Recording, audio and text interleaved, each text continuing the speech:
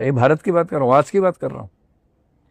अभी एक स्टडी हुई कुछ दिन पहले सिरमौर में, 15% के आसपास परिवारों में अभी भी ये सिस्टम चल रहा है। जितने भाई हैं उनकी एक पत्नी है। बच्चे या तो बड़े भाई के सारे मान लिए जाएंगे, या बारी बारी पहला बच्चा सबसे बड़े भाई का मान लिया जाएगा, दूसरा नंबर 2 वाले भाई का, तीसरा नंबर 3 वाले भाई का।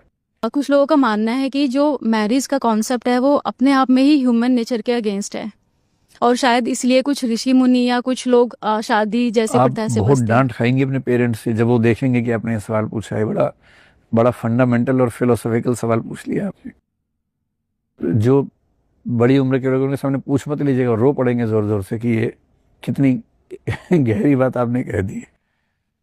इनका कहना ये है कि शादी का कॉन्सेप्ट अपने आप में नेचुरल है या ऐसे ही चल रहा है। तो नेचुरल की पहचान कैसे करेंगे? नेचुरल की पहचान करने का एक तरीका ये है कि सारी एनिमल स्पीशीज में देख लें और ह्यूमन स्पीशीज में देखें। हम तो ऐसे स्टडी करते हैं। भाई नेचुरल क्या है? सांस लेना नेचुरल है, क्योंकि उसके बिना हम रह नहीं सकते हैं। भोजन करना नेचुरल है, वो भी ज़रूरी है हमारे लिए, है ना। नींद नेचुरल है, प्रेम की इच्छा होना नेचुरल है। तो जो हर किसी को होता है, जिसके बिना रहना अमूमन संभव नहीं है, वो नेचुरल है।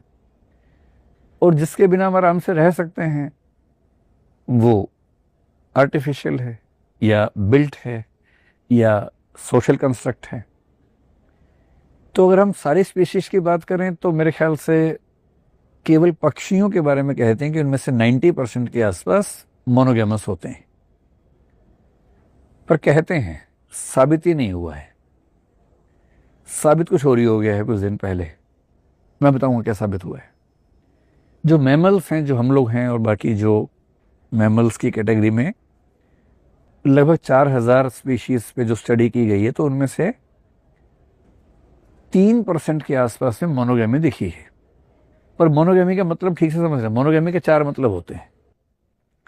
एक है मेंटल मोनोगेमी। इसका मतलब 2 लोग मन से इतने कनेक्टेड हैं कि किसी और का ख्याल ही मन में नहीं आता है। ये दुनिया के किसी स्पीशीज में एग्जिस्ट नहीं करता है, इंसानों में भी नहीं करता है। इसलिए कभी कोई आपसे ये प्रॉमिस करे कि मैंने कभी सोचा भी नहीं किसी के बारे में, आप समझ जाना झूठ बोल रहा है। ये इम्प्रैक्टिकल है, इम्पॉसिबल है, नेचुरली इम्पॉसिबल है।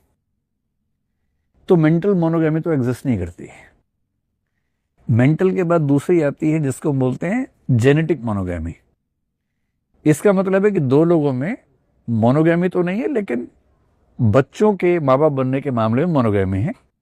इसमें कंफ्यूजन नहीं होगा कि जब भी ये बच्चों के माँ बाप बनेंगे यही दोनों माँ बाप होंगे। उसके बाद आती है सेक्सुअल मोनोगेमी। सेक्सुअल मोनोगेमी का मतलब है कि फिजिकल रिलेशन केवल 2 लोगों के बीच में रहेगा, किसी और से नहीं होगा। और चौथी है सोशल मोनोगेमी, जिसका मतलब है कि समाज को नजर आएगा कि हम पति पत्नी के रूप में रहते हैं, लेकिन हमारा रिलेशन कहीं भी हो सकता है। पर समाज की निगाह में हम पति पत्नी होंगे। हो सकता है कि इनमें से 1 के 4 बच्चे कहीं और भी हों। जेनेटिक मोनोगेमी नहीं है। रिलेशन 10 लोगों से हो।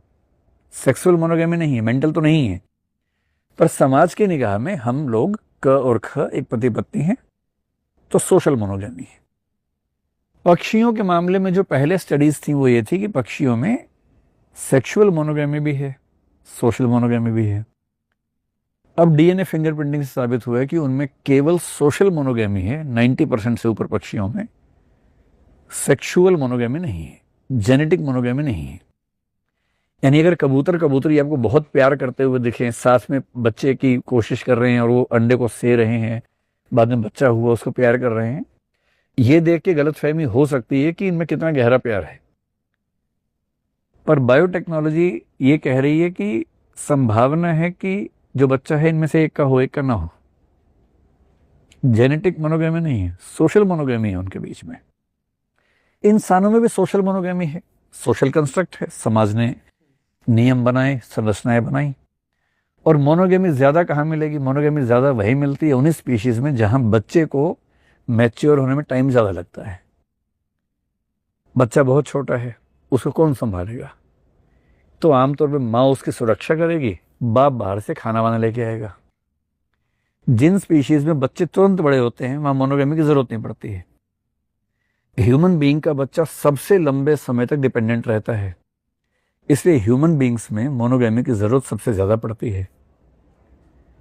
पर मोनोगेमी अकेला ऑप्शन कभी नहीं रहा है। इतिहास में देखेंगे जहां जहां युद्ध ज्यादा हुए वहां बहुपत्नी विवाह या पॉलीगिनी बहुत चला। एक तो युद्ध ज्यादा हुए तो पुरुष ज्यादा मर गए, अब पुरुष रह गए 500, महिलाएं 1000 हैं, तो एक पुरुष पे 2 महिलाएं आ ही जाएंगी। फिर जब गए युद्ध जीतने के लिए, जीत गए तो वहां की महिलाओं को उठा के ले आए, महिलाएं और ज्यादा हो गई, पुरुष कम हैं।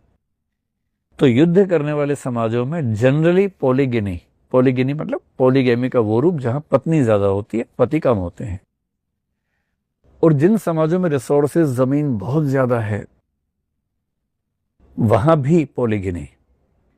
जहां जमीन बहुत कम है, बहुत ही कम है, वहां पॉलीएंड्री, एक पत्नी 4-5 पति।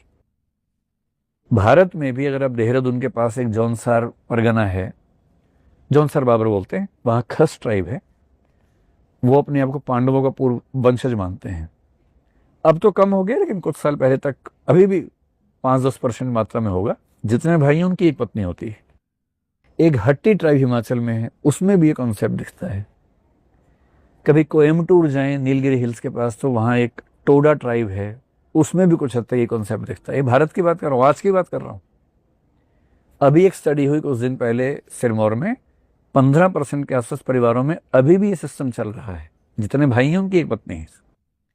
बच्चे या तो बड़े भाई के सारे मान लिए जाएंगे, या बारी बारी, पहला बच्चा सबसे बड़े भाई का मान लिया जाएगा, दूसरा नंबर 2 वाले भाई का, तीसरा नंबर 3 वाले भाई का। जेनेटिक्स से मतलब ही नहीं है, सोशल सिस्टम है। तो मोनोगेमी दुनिया की सबसे प्रसिद्ध व्यवस्था है, इसलिए भी कि अब दुनिया में सेक्स रेशो आमतौर पर 1000 के आसपास रहता है। इक्वल सेक्स रेशो या ऑलमोस्ट इक्वल सेक्स रेशो में मोनोगेमी ही सिस्टम बनता है। तो शादी अपने आप में नेचुरल है या नहीं, वो एक अलग प्रश्न है। और नई पीढ़ी तो इसका मिजाज देख के लग नहीं रहा कि ये बहुत शादीबाजी करने वाले हैं। तो मोनोगेमी हो या मैरिज अपने आप में हो, नेचुरल नहीं है। समाज ने परिस्थितियों को देख के सब सिस्टम्स बनाए हैं, और इसलिए हर समाज में आप देखेंगे शुरुआत में मोनोगेमी कम थी, पॉलीगेमी ज्यादा थी। धीरे धीरे मोनोगेमी का रुझान वहां पर बढ़ा है।